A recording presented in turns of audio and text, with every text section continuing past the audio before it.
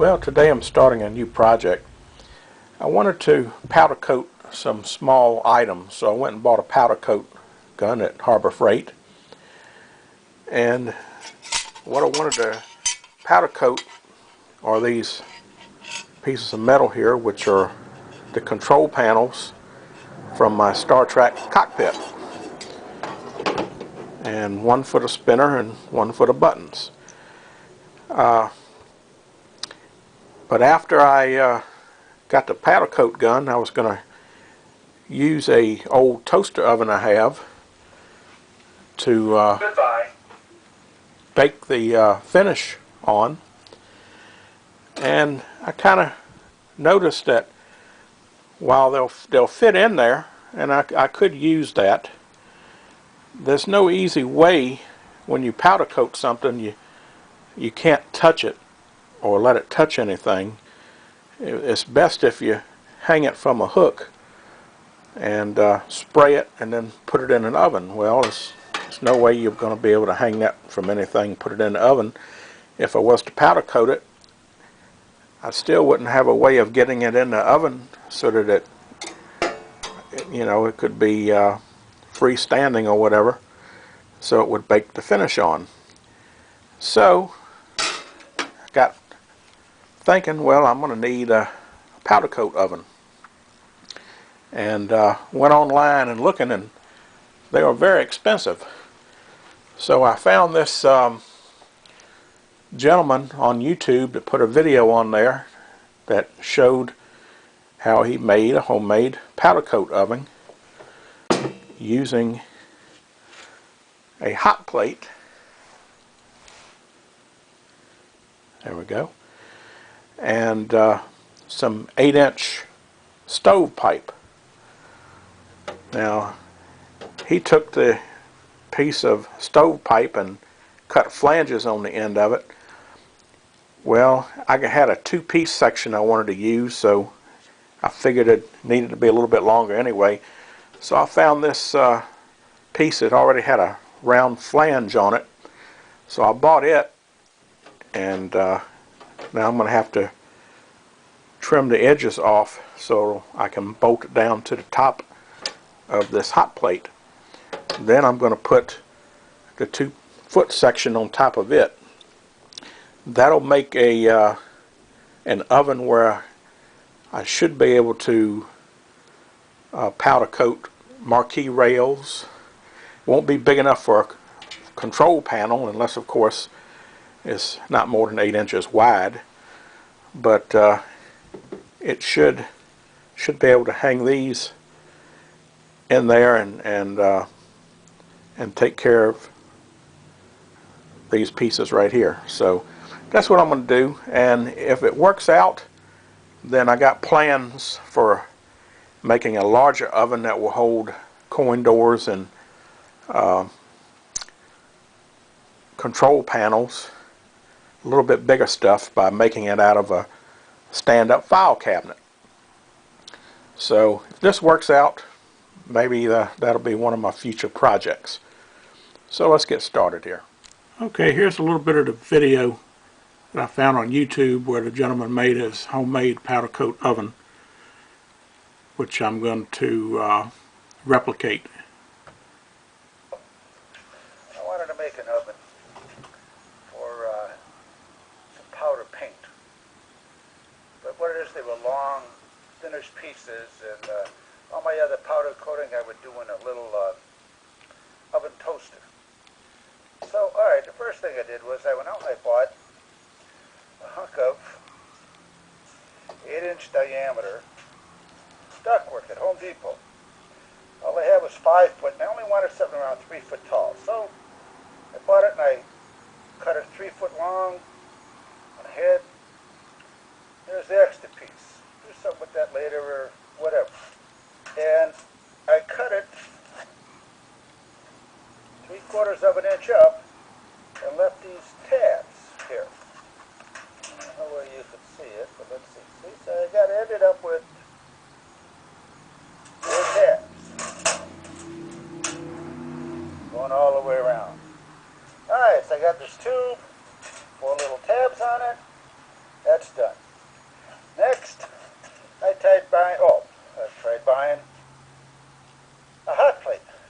Salvation Army or something. They're cheap.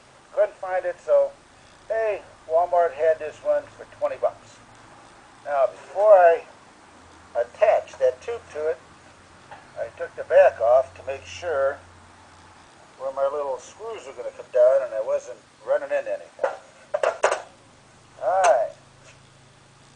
So then I put the tube over it, drill some little holes, mark where the tabs are, drill some little holes for sheet metal screws, and then I'm going to screw that on, and then I'll continue with this. Okay, so I basically did the same thing. I went searching for a hot plate. I couldn't find one locally. Even Walmart didn't have them. So I got searching online, and I found one at a reasonable price, and it was at Northern Tools. The only thing was, they didn't have them in the store. It was online only, so I had to order it. So I had to wait for it to come. So anyway, here it is. What I've done is I took the hot plate, and instead of just cutting flanges on the long pipe, I went ahead and found this little short piece here that had a flange on it. So that way I'm only going to use a 2-foot section of pipe. That way I wouldn't have to get a 10-foot section and cut it down, because I only wanted just a little more than 2 foot long, because I'm probably only going to use this for small parts, nuts and bolts, and probably marquee rails. So anyway, I did the same thing. Took the bottom off, made sure it where I put the screws through, there was nothing inside that I would drill into. So with all that done, and of course I had to cut out for the indicator light where it comes on. So now that's done. I can put the bottom back on, and we can go on and finish the rest of the build. Well, now that I got the base on the hot plate, I was thinking that even though the one that the gentleman made on YouTube didn't have any type of a heat shield, I figured that maybe I should put some type of a heat shield over top of the burner, so that if anything was hanging sort of close down to the burner, might not get a direct higher heat off of the burner, and just like a piece of metal on top of it to deflect some of the heat, but still allow the heat to rise up around inside the rest of the oven. So I thought about, here's a damper, or actually, because this is ductwork, I guess it's just a wouldn't really be called a damper, or then again it might be called a damper, I'm not sure.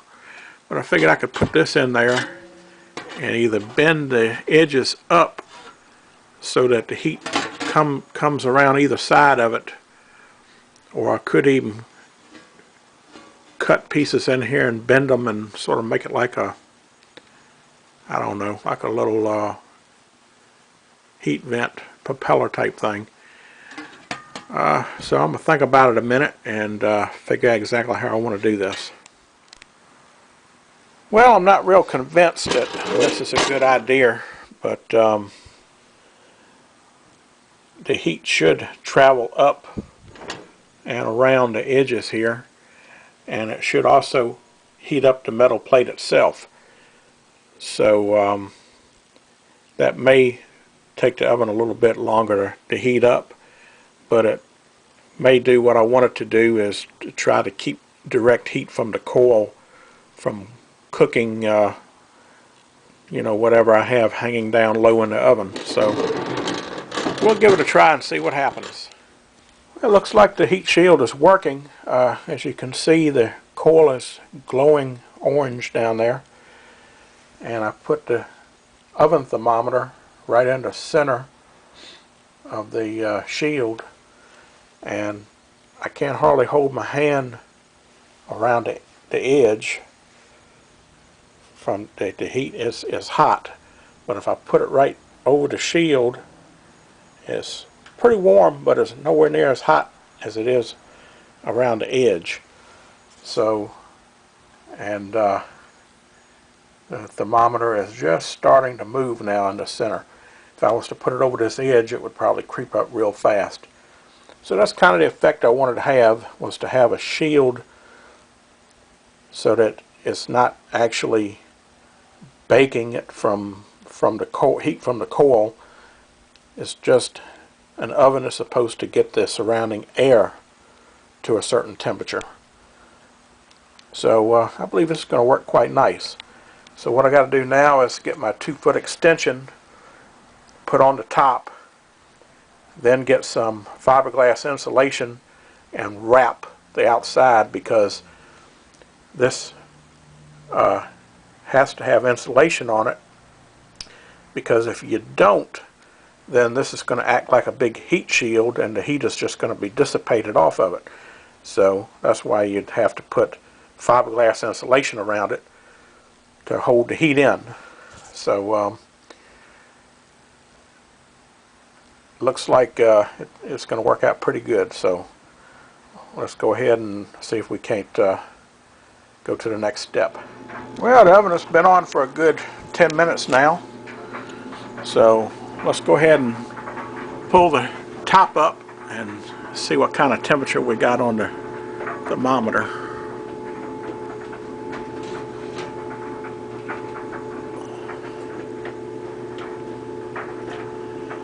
And as you can see, we got way over 500, probably 520 degrees. So that's without insulation. So that's pretty doggone good. And we don't have the insulation on it yet. Of course, I'm indoors. I'm not out in the cold. But if you're outside on a regular day, you could powder coat with this, as long as now what we have to do is regulate the temperature. I don't believe you're going to be able to regulate the temperature with the control on the side here, even though it is thermostat controlled. I don't know if we'd be able to regulate it with that. What I'm thinking about doing is getting a thermostat and putting the thermostat about 3/4 of the way up inside the oven and having it control the 110 going to the heater element. But I'm going to think about that. First, I might give it a try and see if I can regulate it down. Powder coating, I got to read up on it a little bit more, but I believe you need a steady temperature of about between 350 and 400 degrees. So as long as you can keep it regulated at about that temperature range, this should be no problem. And it definitely looks big enough. I'll have to measure it, but I believe it's going to be big enough for, if nothing else, marquee rails and any other thing that is approximately a little over 2 foot long, because like I say, I'm going to have to measure it, but I'm thinking it's well, let me see. Yeah, probably two foot, maybe inches. Will probably be all I'll be able to do. So, yeah, a lot of marquee rails, I don't think they're much more than 2 foot. So, yeah, that ought to work good for it. Well, today we're going to try the powder coat oven that I put together out again. And this time, instead of just having it hooked up without any thermostatic control, I went on eBay and I purchased this PID controller. And what it is a thermostat, electronic thermostat. It has a thermocoupler. The wire here is insulated with fiberglass wire, so you can put it right in the oven. And I can put it down in the top, and it's hanging down just a little ways from the top. And the way this works is you have your power strip, and I have a kilowatt meter on here so I can find out how many amps it's actually pulling. And the AC power powers the PID, 110, 120 volts. And then that's hooked up to a SSR, which is a solid state relay. And the solid state relay is wired in to this extension cord in where I plug my hot plate right into it. So actually what this will do is, according to the temperature, we'll cut the hot plate on and off to regulate the temperature. So let's turn it on. And the bottom number, I had to set this for Fahrenheit temperature. It came set up as Celsius, but I got online and found how to set it. So now I have it set for 400 degrees, and the top reading is the actual temperature. So right now the everything is cold, so that's the room temperature, 72 degrees, or right now the temperature that's inside the chamber. Okay, even though I have it on, I haven't turned, I still have the original control on the hot plate. So I'm going to turn it on and just turn it on full. And when you turn it on full, that just lets it stay on all the time. Okay.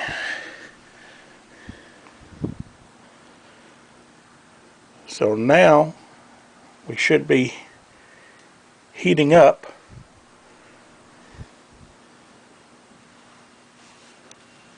The little LED indicator is on, indicating that the relay, the electronic relay, is closed, which is sending the 120 volts into the heating element of the hot plate. And if I go over here and look at my kilowatt meter, don't know if we can get in on that. There we go. It's 115 volts right now, the line voltage, and is only drawing 7.7 amps. So it's not taking a whole lot of power to run this. So now all we do is wait for it to get up to temperature. And as you can see, the green temperature gauge on top is the temperature inside the oven, and the 400 degrees, of course, is what we have it set to. So if this works like it's supposed to, it's going to get up to 400 degrees, then it'll start cutting the relay on and off to regulate the temperature in the oven. So let's time it here and see how long it takes and to get up to 400 degrees. Now what I plan to do is I need to get a some type of enclosure box, probably going to be metal, just because I'm working around heat. Although if I mount it down near the bottom, probably it doesn't get very hot down here because all the heat actually rises from the element, which is on the top of the hot plate. I had this heated up to over 500 degrees the other day, and it's sitting on a plastic table, and it wasn't even warm underneath, so it doesn't get hot under the bottom at all. But I don't want these, this is right now I'm just testing, so you know, I don't want this out in the open, even though it's very well designed, and you could get shocked if you were to put your fingers on the back where the terminals are.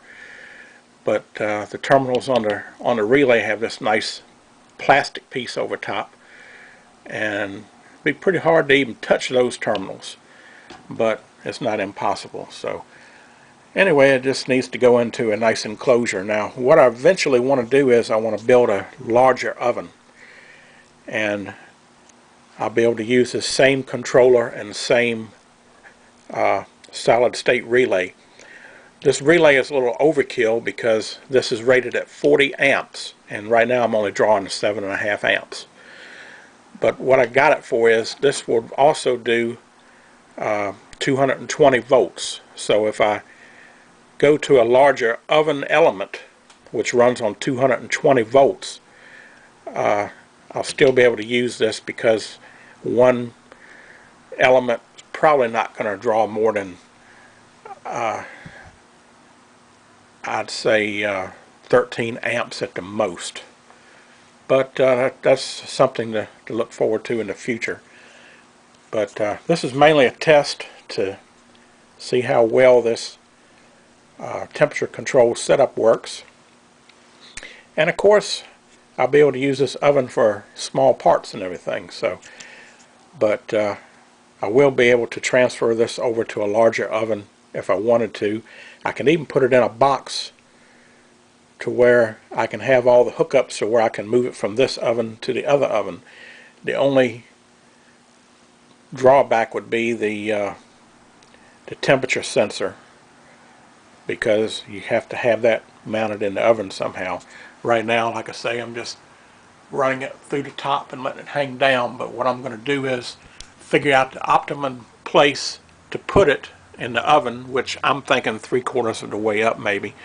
And I'll probably wind up drilling a hole in the metal here and mounting it permanently, and then I'm going to cover it with insulation to help retain the heat.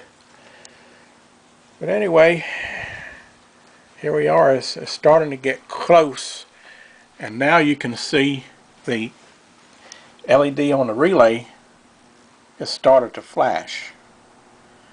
And what that is doing is it's cutting the hot plate on and off to sort of regulate the temperature. And the closer it gets to 400 degrees, the more it'll blink and flash. And let's see how we're doing on time. Yeah, it hasn't even been 10 minutes yet, and it's almost up to 400 degrees. So this is going to work out fine. And you can also has a indicator right here on output 1. I have this hooked up to output 1, and every time this flashes is the same time it flashes on the relay. So that's just another indicator, since if you're going to have this mounted in a box, you'll be able to look at the indicator on the face of the PID to know when it's actually on and off. Also, this has an output number 2. Output number 2 is set up if you're using an old-fashioned mechanical relay, which a lot of the ovens, I would imagine, still use the mechanical relays. Trying to remember the term they call them.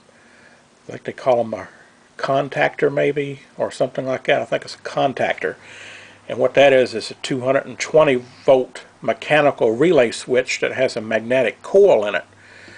So this actually has a relay inside, a mechanical relay that will work with the mechanical relay for an oven.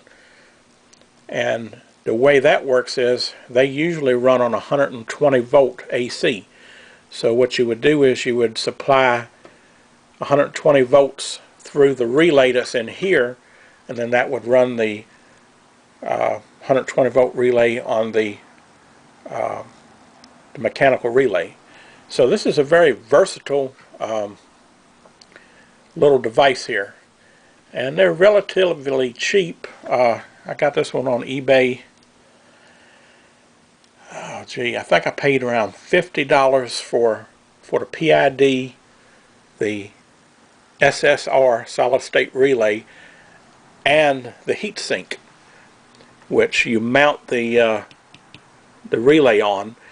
And you really don't even need the heat sink unless you're going to be drawing close to the 40 amps that this is designed for. Now they also make these in any amperage you want. I think they have like a 25 amp one, which would have been more than sufficient, but I always like to have a little overkill. But okay, one more little thing here. The oven has been on for maybe 15 minutes now, and it finally got up to 400 degrees, and now actually it's gone a little bit over. It's 402 degrees. Now when it gets over the preset temperature, it flashes to let you know that it's gotten over the preset temperature. And if I was to set them up, it actually has alarms that you can set up that will you can hook up to an audible alarm or a light that would actually alert you that, hey, you're going over your preset temperature. But since I wanted 400 degrees anyway, I'm not worried about a few degrees over, since this is not rocket science. And but I'm going to keep it on and just see how much higher it will go before it finally decides to even out completely. But like I say, the powder coating is only done, it takes 20 minutes at 400 degrees. So all in all, it looks like it's going to work out fine. But we'll find out when we do the actual testing. Well, the oven has been on for a good solid 30 minutes now, and the temperature was set for 400 degrees, and the whole time I've never seen it get, the highest it got was 404 degrees. So it seems to be holding its temperature fairly well. It's trying to get it back down to 400 degrees evidently right now. It's just a slow process because it has to, bleed off and dissipate the heat. So right now it's got back to 400 degrees. So I would say now it's starting to blink a little more, so it'll probably start to go up a little bit.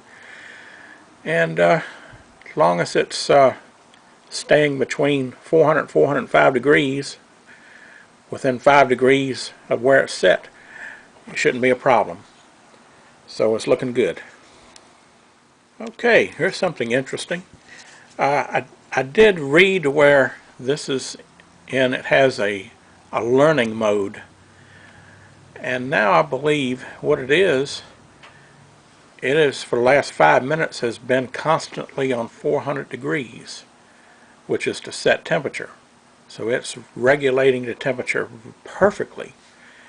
So I believe what it's done, it's learned how much output or amps it has to put to the coil, the hot plate, to maintain that temperature. Because when it first started, if you see the amperage reading on the bottom, it was solid 7.5 amps. And of course when it heats up, it draws less amps anyway. But when it was cutting off and cutting on, it was going closer down to 0 and then back up to full power. Now if you look at it while it's blinking or turning on and off, it's not turning it all the way off. Sometimes it's giving you full amperage or close to it, and sometimes it drops down to 5 amps, sometimes it goes down to 4 amps. I've seen it go down to 2 amps.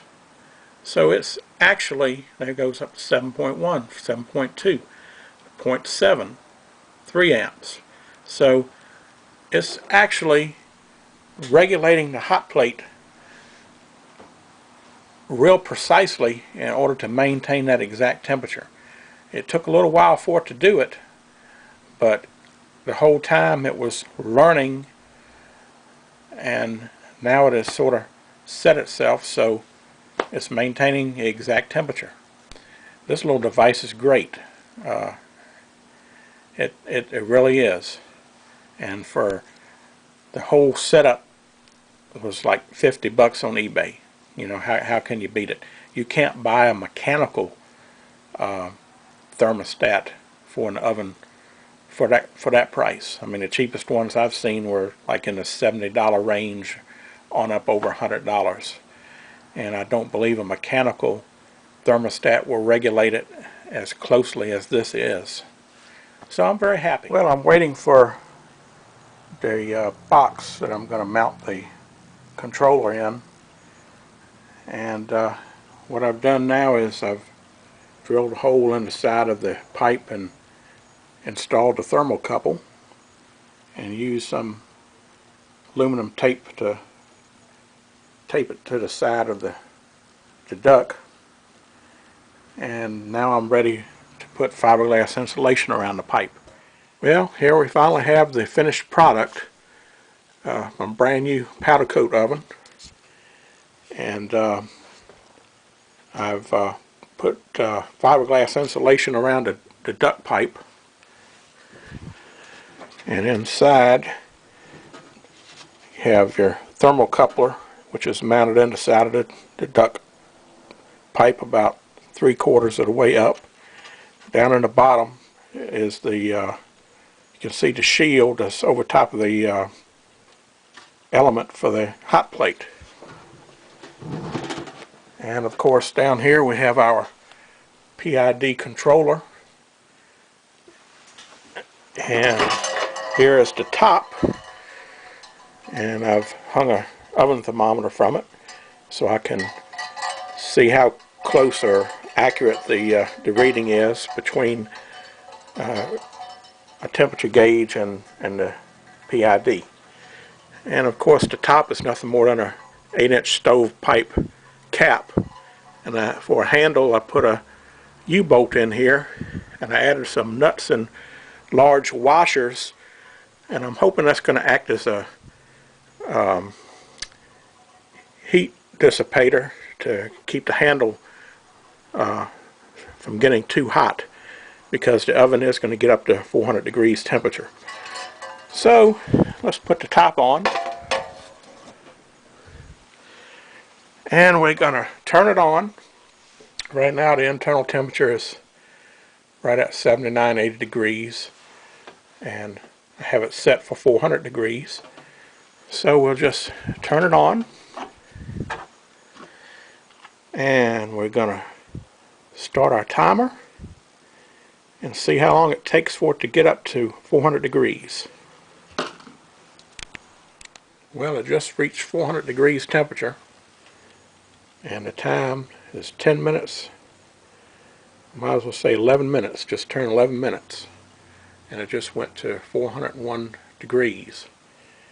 Now, I'm going to leave it on, and if it was like the last time I tried this, it went up to like 404, 405 degrees, and then leveled out, and then went back down to 400, and held to 400 degrees solid. So we'll check back in a few minutes and see what it does. Alright, well, my oven has been on for about 20 minutes now, and it's pretty much stabilized. So I'm going to try to check and see if it's the temperature that the PID is reading is anywhere close to the temperature of the part that I'm going to powder coat. Please say that my handle, I put a spring on it now so I can actually hold on to it. It's warm, but it's not hot to the touch. So that's one problem solved. Now I'm going to pick it up and shoot the thermometer and see what temperature the outside of the thermometer is, and see how it compares with the digital temperature, infrared temperature gauge.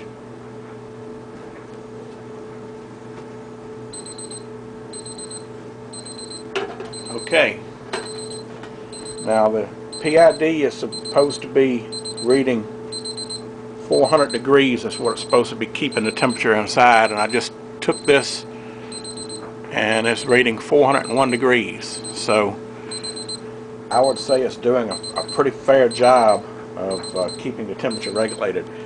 Now the part is a little bit bigger than a temperature gauge, so it all depends on, I guess, how it absorbs heat. Plus it's shiny metal, so the infrared temperature gauge doesn't seem to work too good on shiny metal. It works better on metal that's a little bit darker. But I'm going to see if I can get a reading off of it. So let's give it a try here.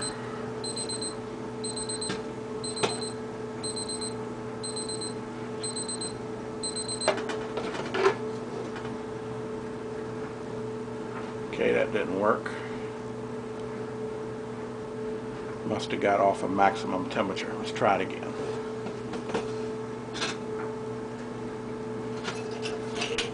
Okay. That time we got 396 degrees on the part that we're powder coating.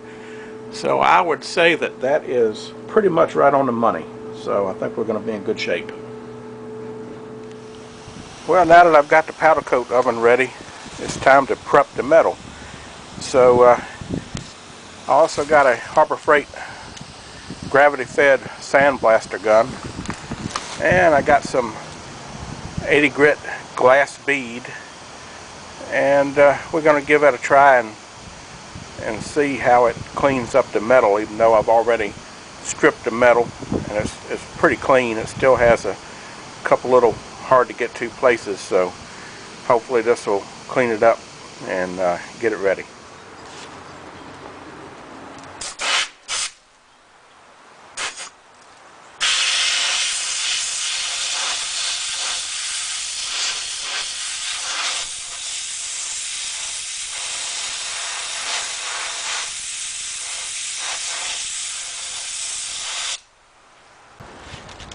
Well, sandblasting is a dirty business. I can see now that if I'm going to continue sandblasting, the handheld gun is okay for little spot areas, little parts, but I can see now that investment in a enclosure for sandblasting to keep all the dust and the mess inside the enclosure is the only way to go.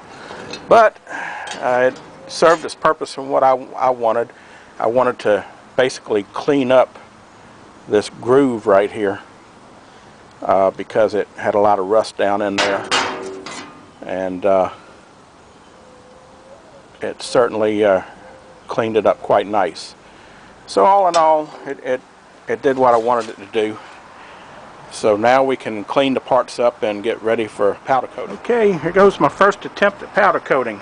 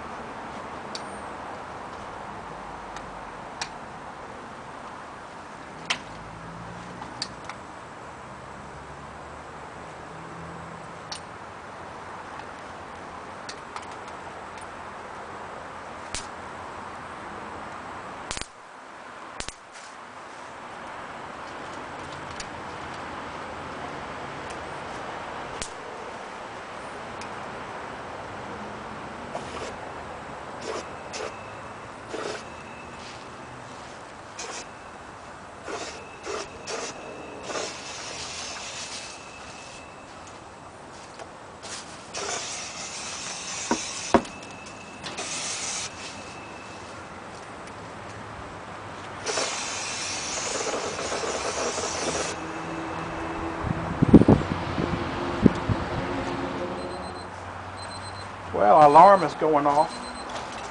Powder coat has been baking now for 20 minutes. So let's take it out and see what it looks like.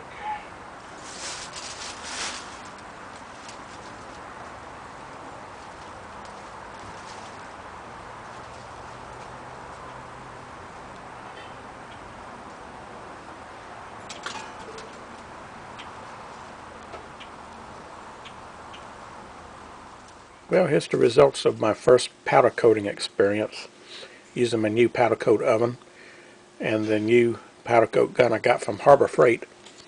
As you can see, these are control panels for a Star Trek cockpit, and I have one spinner panel and two button panels. I just went ahead and done both button panels since I had two. The second panel for the spinner, I have it, but somebody had drilled some holes in it, so I'm not going to use that one. This one here, I should have experimented on some scrap pieces, because I kind of messed up on the first one here, big time. Might be kind of hard to see, but it looks like it's pitted real bad, even though it's not really pitted. I believe I put the powder on too thick and had my oven heated to 400 degrees, and I believe that's a little bit too hot, and because it was so thick and hot, it bubbled, and it's supposed to be white, and it actually turned kind of brown looking. So not very good result on that first one. The second one here, still got it kind of thick, but I took the oven and lowered the temperature. So the oven temperature was only like 300 degrees for this one, but it was still kind of thick, and it came out nice and shiny, but you can see around the edges where it has that almost run type look. But all in all, it's not too bad. The next one, I got the gun adjusted a little bit and got a whole lot less powder on it, and it's shiny, but it's not glossy. But I did run the heat up to about 350 degrees, and even though it's white, it still has kind of an off-white look to it, so 300 degrees might be a better temperature for this paint. But still, it came out not too bad. Also, the screws that mount it, these were brand new because the old ones had rusted so bad. So I got new ones, and these look like they came out pretty good. Now, I might just use this type for all four of them. Originally, I had two Phillips screws that held the one side of the spinner onto the control panel, and these were on that first batch, which were baked a little bit too hard. They came out nice and shiny, but as you can see, they're kind of brownish instead of a white. So I don't know if I'm going to redo these or just use the star type screws. But all in all, for the first experience, didn't turn out too bad, and the oven worked fine. So with a little bit of practice, powder coating might not be too bad, but you will have a learning curve, and I suggest practicing on some pieces of metal that you're not really going to use, maybe some flat washers or something like that, something that you can use, but you can practice to get your technique for the pieces that really matter. So in conclusion, that's basically it.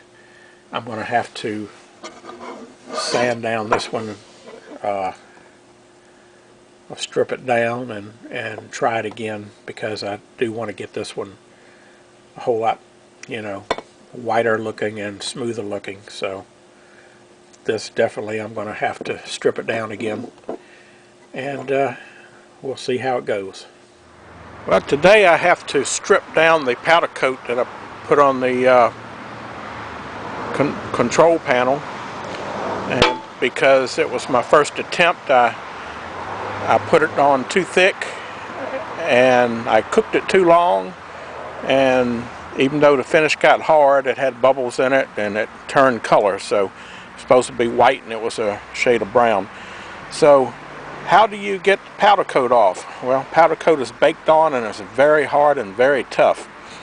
So the only real way of getting it off, unless you got a heavy duty sandblaster, you need a chemical stripper. So I got some of this super strip and we're going to use it, and we just put some in a aluminum pan so we can just sort of throw it away. One of these cheap aluminum pans, cheap paintbrush, and we put it in there and it's been soaking for a while and you can already see it's started to bubble up. So that's what we want. We want it to start bubbling it up and lift off the surface. So from time to time you just want to recoat it and spread it around. Now you got to be real careful with this stuff because this stuff will burn your skin, and I mean like it burns it. So either wear protective gloves or make sure you get it nowhere. And it is a gel. It's consistency of of snot, so it holds pretty well on what you put it on, although it wants to sort of ooze off, if you know what I mean. So that's why you kind of have to dab it around and get it to kind of stick right on it. So once you put that on there, you want it to sit at least 30 minutes or a little bit longer, depending on you know, how well it's starting to wrinkle up. And once it wrinkles up pretty much everywhere, then we can take our metal scraper and we're going to hopefully be able to just rake it right off. Well, the top side has came off extremely well, but still got a couple little places here, but I think a wire brush ought to be able to get those off pretty good, and if I have to, I'll bead blast it again. But that's a messy job too, so I'd rather avoid that if I can. So let me let the other side soak a little bit more, and maybe we'll be ready to give it another try. My second attempt at powder coating the rotor control panel for the Star Trek cockpit came out very well. I learned a little bit about powder coating in the process. Learned how to regulate the air and the amount of powder coming out the gun, which is very critical. And so now have it all ready and installed and ready to go back in, and the spinner is working nice and free. And there we have the spinner control.